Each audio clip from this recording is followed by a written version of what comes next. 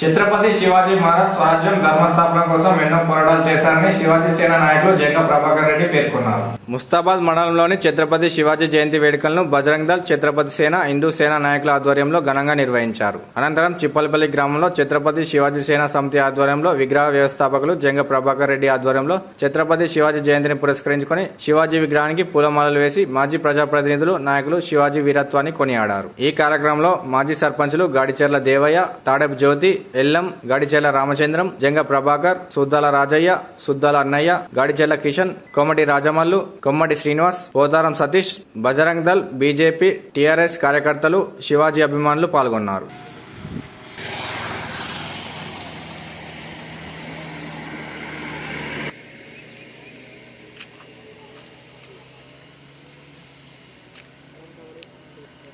కార్యక్రమాలు నిర్వహించిన శివాజీ గారు మరి 1660 సంవత్సరంలో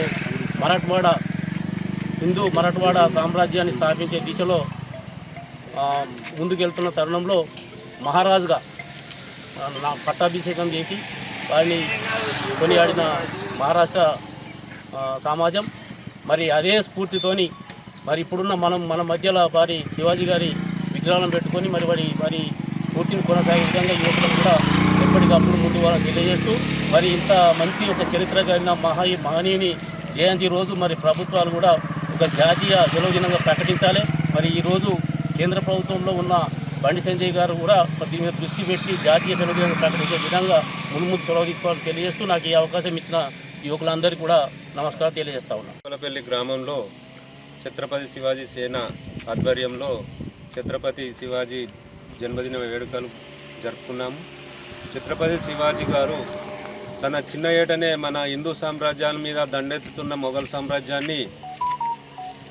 సామ్రాజ్యాన్ని గడగడలాయించి మన హిందూ అస్తిత్వాన్ని, హిందూ ధార్మిక శక్తులను కాపాడటానికి వెన్నొంచి పోరాడి భారతదేశంలో అఖండ భారతంలో ఉన్న రాజులకు అందరికీ ఒక స్ఫూర్తినిస్తూ హిందూ ధర్మాన్ని కాపాడే విధంగా కొట్లాడి మన హిందూ పరిరక్షణగా కాపాడినాడు.